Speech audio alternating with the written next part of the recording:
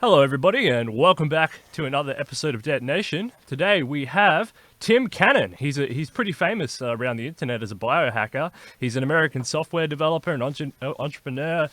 He's the co-founder of Grindhouse. I think you're the co-founder of it, right? Or at least you work there. You're basically a cyborg. And you have this new industry, embedded vet, which I want to get around to talking about, which I think is going to be massive. And I'm going to get a professor coming on, and we're going to talk about that. But Tim Cannon, welcome to Detonation. Would like to introduce yourself.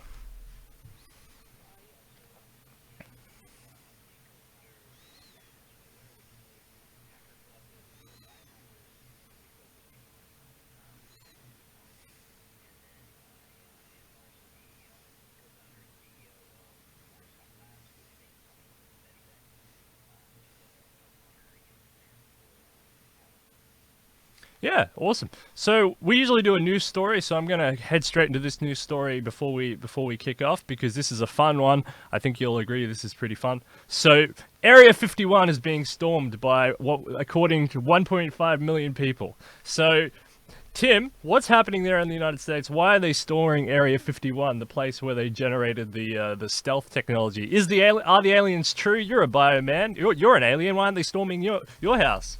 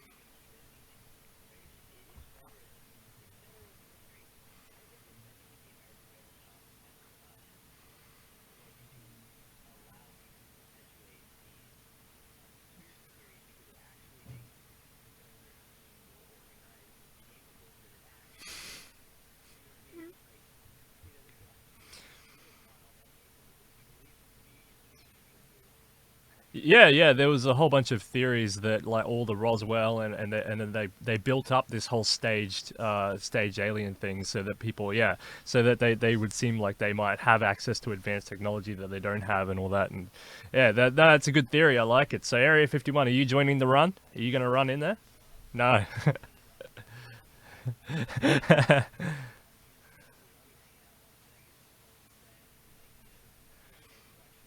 Yeah, nice.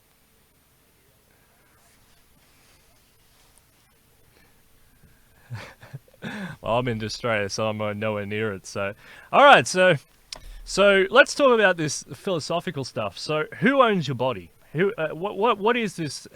Do you have an autonomy of your own body? Do you have sovereignty? Who owns your body?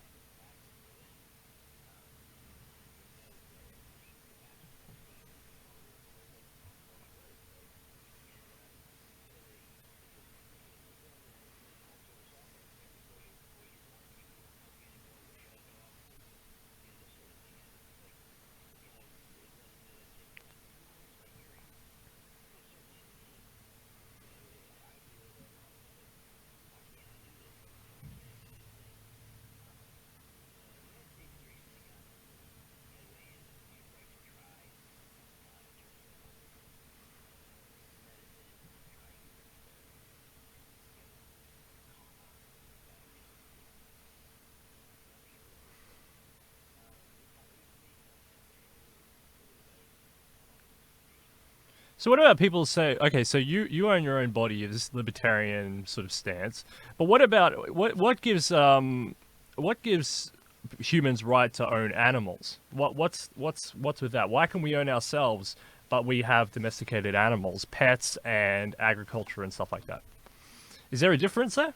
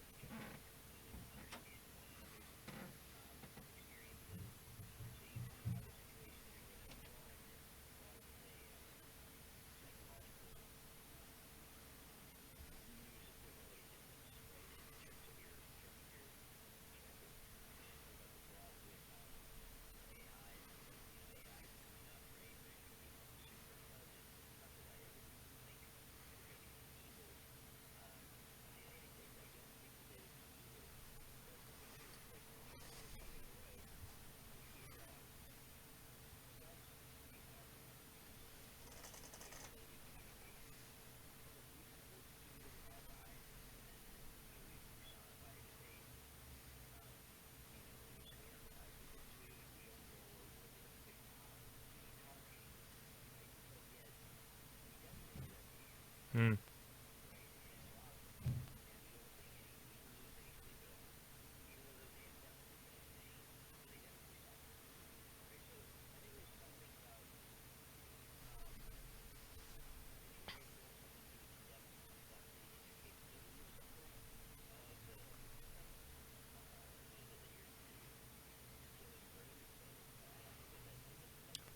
So sort of like tiers of consciousness, sort of thing, or what we perceive as consciousness. Yeah, and I just thought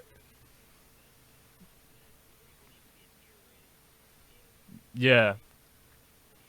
Yeah, that's interesting. So I just wanted to sort of get that out of the way because I know a lot of people.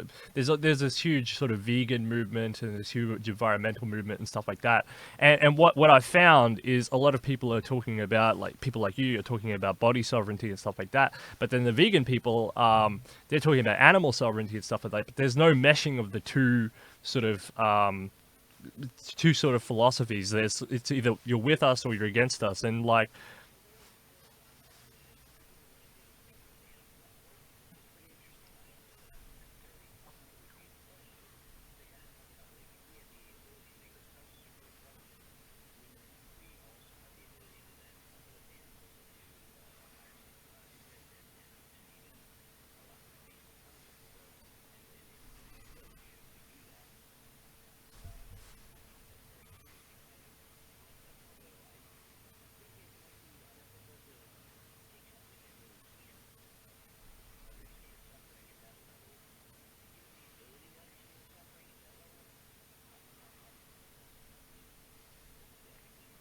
Yeah, interesting. So let's talk about Embedivet. Why is this helping farmers, and why is this a new multi-million dollar industry?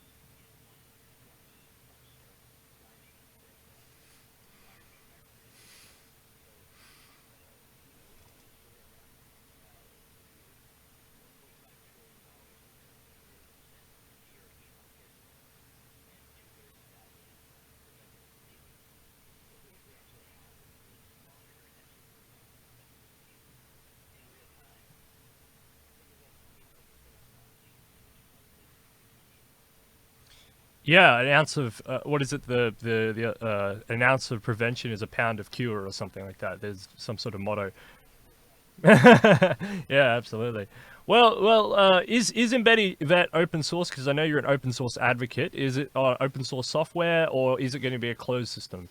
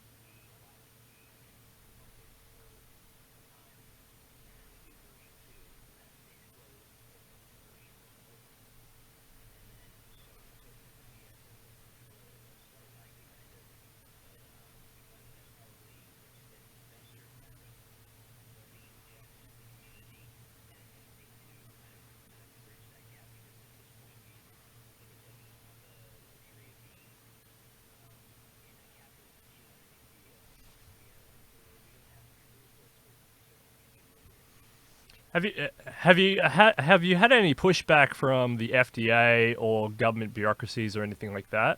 Because I know you would have on the biohacking side of yourself, but how about in this in a Bedivet?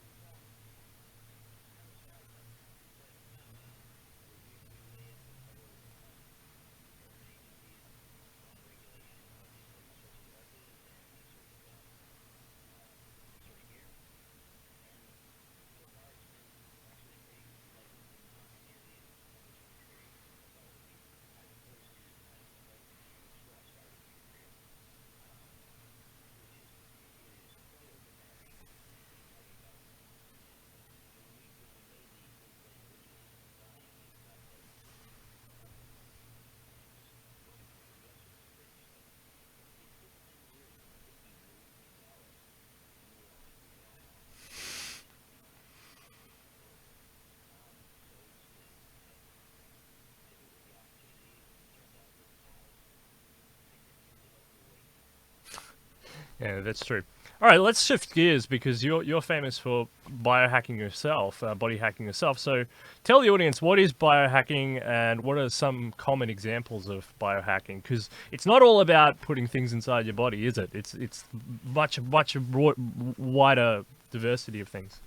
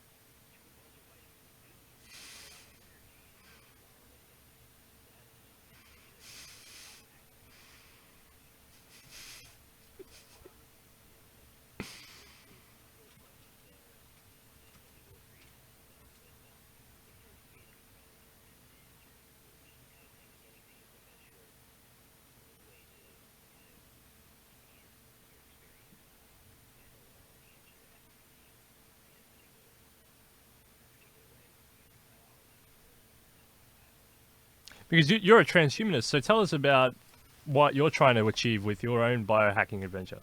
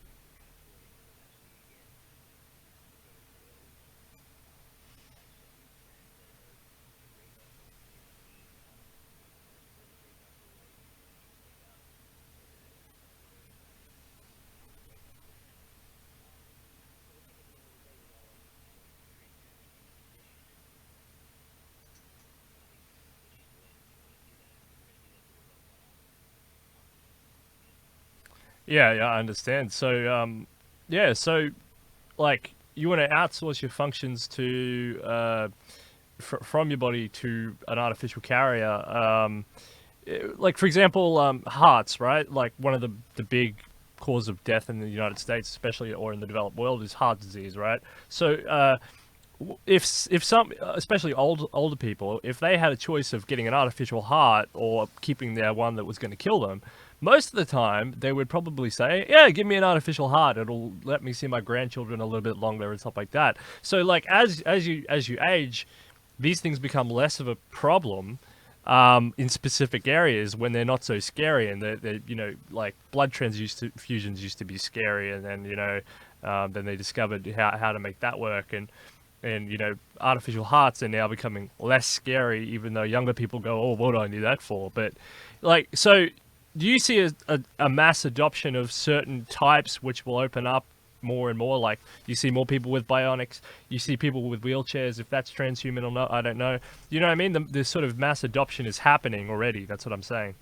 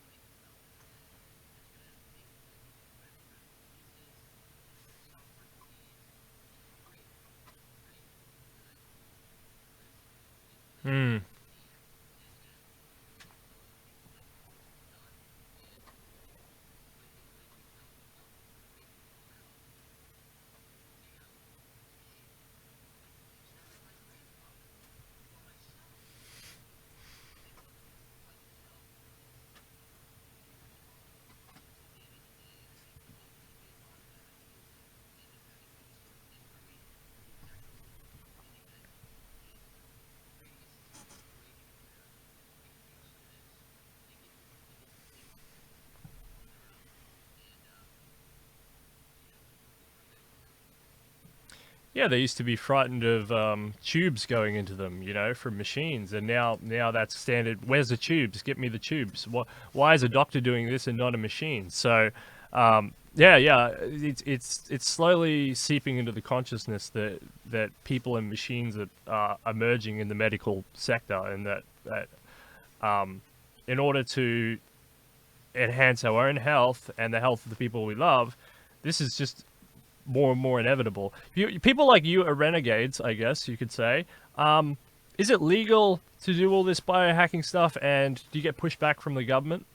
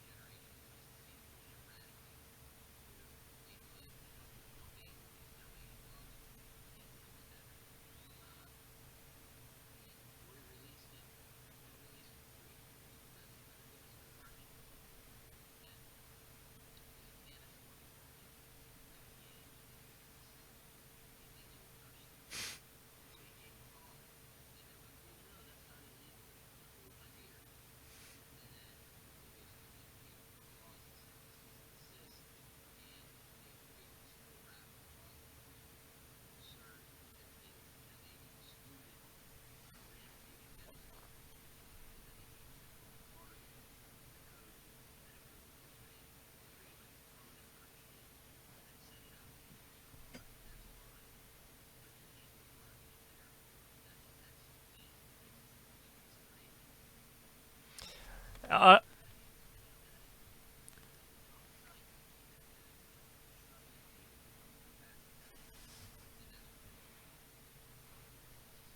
it's supposed to be the land of the free and the home of the brave, not the land of the bureaucratic mess. Um, Look, we're running out of time. Is there anything you would like to say to the audience? Because we've got a lot of politicians, health experts, investors, agricultural people, professors, and everyone else who watches this show. So, is there anything else you want to say, especially the message to those in Australia? Because Australia has a huge pastoral sector, and biohackers, meow meow, anybody.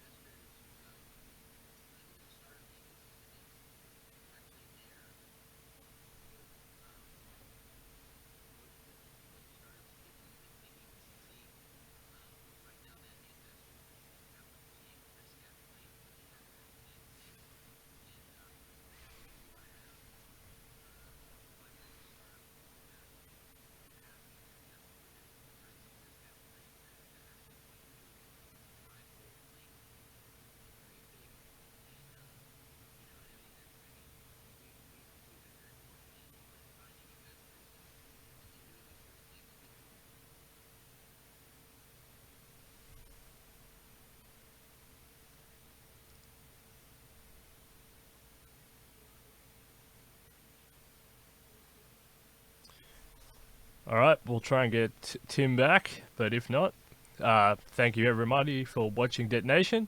We're almost out of time anyway, so thank you everybody for watching Detonation. We hope to see you again, and on the next episode, theunshackled.net, check it out. And yeah, you disappeared for a second there. That's all right. All right, well, I'll say it again. So thank you very much, Tim, for coming on the show. We really appreciate it. Yeah, no, fascinating stuff. I'll try and put you in touch with Professor Doug as well. He's a expert pastoralist here in Australia. He knows all the stats, all the figures, everything you're looking for. And we'll try and get him in touch and we'll talk to you, because I think you two working together would be a fundamental, there'll be a strong alliance there. So thank you very much for coming on Detonation.